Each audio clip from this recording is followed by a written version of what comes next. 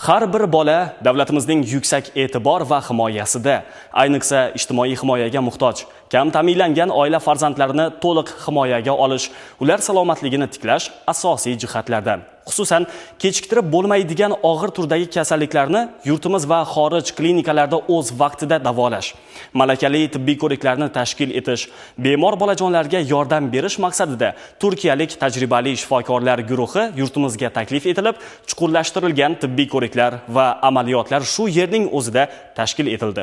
Hozirgi lavhamiz shu haqda.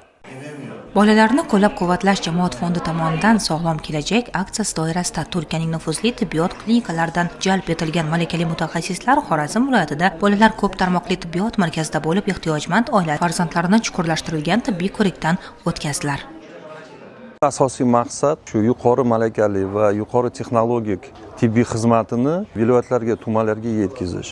Turkiya mamlakatdan kelgan vrachlar tibbiy ko'rikni o'tkazgandan keyin og'ir kasallikka chalingan bolalarni ajratib, keyingi etapda shularni operatsiya qilib berishadi.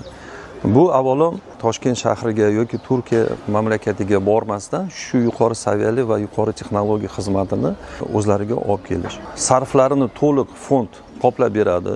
Aholi uchun u mutlaq bepul bo'ladi. Inson qadri uchun tamoyil asosida olib borilayotgan islohotlar haqiqiy ma'noda bugun insonlarimiz hayotida mujassam bo'lmoqda. Misol uchun, har yil an'anaviy tarzda murakkab jarrohlik amaliyotlari o'tkazish va tibbiy tekshiruvlar amalga oshirish uchun chet ellik mutaxassislar va o'zimizning mutaxassislar bilan hamkorlikda tibbiy ko'riklar tashkil etilmoqda va buning natijasida murakkab jarrohlik amaliyotlari shu yerning o'zida olib borilyapti. Bu esa o'z navbatida ijtimoiy yordamga muhtoj bo'lgan oilalar uchun ayni muddao bo'layotganligi ayni haqiqat. Orzubek 3 yoshida kuyish oqibatida jarohat olgan. Loyiha doirasida o'tkaziladigan jarrohlik amaliyoti natijasida to'laqonli sog'lom hayotga qaytishi kutilmoqda. Bunday g'amxo'rlik ota-onalarning quvonch ko'z yoshlariga sabab bo'lyapti. O'zimiz xohlaymiz, shu mablag'imiz yetmasa, 3 bosqichda shu yerda yetamiz dedi. Ota-onalar quvontirib turibdilar. Yana quvonib o'tiribmiz, bu quvonch ko'z yoshlari. Prezidentimiz ham rahmat. Shuncha yordam etib turibdi. 2024-yil oktyabr oyida avariya bo'lgan. Prezidentimizga rahmat, Turkiyadan doktorlarni kelib, bizani shu vana barmasdan avariya etmay o'zimizni yurtimizda ko'rib berib turibdilar. Hozir o'zi qildirsangizlar, operatsiya etib beramiz deb turibdilar. Shu yerda xursandmiz biza. Ushbu shifokorlarning O'zbekistonga 8-marotaba kelishi. O'tgan davr mobaynida ular tomonidan qariyb 210 dan ortiq murakkab amaliyotlar bajarildi. E'tiborli jihati ushbu xayriya aksiyasi jamoat fondi tomonidan to'liq moliyalashtirilib, aholi uchun bepul tarzda amalga oshirilmoqda. Çocuklar 18 yaş altındaki çocuklara müdahale ediyoruz. Bunlara yaptığımız tedaviler, yanıklar, yüz anomalileri, damak anomalileri gibi hastalıklarda yardımcı oluyor. Biz amalga oshiradigan muolajalar kuyish asoratlari, yuz va tanglay nuqsonlari kabi kasalliklardir. Kichik yoshdagi qilinadigan bu turdagi operatsiyalar bolalarning kelajakdagi hayoti va jamiyatga moslashishi uchun muhim omil hisoblanadi. Hududda jarrohliklarni amalga oshiryapmiz. Maqsadimiz mahalliy sharoitda O'zbekistonning o'zida bu bolalarning muammolarini bartaraf etish. Bizga bu imkoniyatni yaratib bergan O'zbekiston rahbariyatiga o'z minnatdorchiligimni bildirmoqchiman. Chunki qilinayotgan ishlar juda xayrli. Bu bolalarga yordam bersak, kelajakda ularni jamiyatga foydali insonlar sifatida qaytargan bo'lamiz. Yararlı bir birey olarak topluma bunları kazandıracağız. Diagnostika tekshiruvlari natijasida jami 243 ta, shundan 144 ta umumiy xirurgiya va 68 ta murakkab plastik xirurgiya yo'nalishlarida bolalar tibbiy ko'rikdan o'tkazilib, ularni reabilitatsiya qilish va keyingi bosqichda operatsiyaga tayyorlash uchun saralab olindi. Farzandim tug'ma, ikkala buyrak nuqsoni bilan tug'ilgan.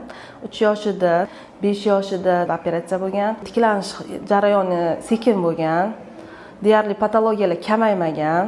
Keyin Samarqandda shu turk shifokorlari ishtirokida tibbiy ko'rik bo'layotganini eshitib, o'shanga olib borganimizga Turkiyadan kelgan shifokorlar buni qayta ko'rikdan o'tkazib, qayta kerak bo'lsa operatsiya qilish kerak bo'lsa operatsiya, dori-darmonlar kerak bo'lsa o'zlarimiz qilamiz deb bizani Turkiya Istanbul shahriga chaqirdi. Bolalar fondi bizga yordam berib, bizani yaxshi kutib olib, tibbiy ko'riklarimizni, hamma sharoitlarimizni qilib, 8 oylik dori-darmonlarimizni olib berib, yana O'zbekistonga qaytardi. Hozir biz shu dori-darmonlarni tugatib, holatini yana qayta tekshiruvga olib keldim. 3 marta qayerda tibbiy ko'rik qilgan bo'lsa shu shifokorlar hammasiga qatnashib kelyapti. Qiyinchilik bo'lmadi, hammasi yaxshi o'tdi. Bir oydan keyin kelib o'g'lim operatsiya teparadan bo'ldilar. Avvalla Toshkentga borib, boshqa chet ellarga borib davolatar edik. Hozir prezidentimiz katta imkoniyatlar yaratib berdi. Bizlar shu yerdan Turkiyadan doktorlar kelib berdilar. Shuning uchun prezidentimizga rahmat. Endilikda turli darajadagi murakkab amaliyotlar may oyida turk va mahalliy shifokorlar ishtirokida o'tkaziladi. Bu esa o'z navbatida mahalliy shifokorlar uchun mahorat darsi ham hisoblanadi. Xorijlik mutaxassislarni O'zbekistonga jalb etish nafaqat tajriba almashish, balki murakkab amaliyotlarni bamaslahat mahorat darsi sifatida o'tkazishni, o'zaro fikr almashish maydonini ham yuzaga keltiradi. Ma'lumot o'rnida loyiha doirasidagi xayrli tashabbus respublikamizning boshqa hududlarida ham davom ettiriladi.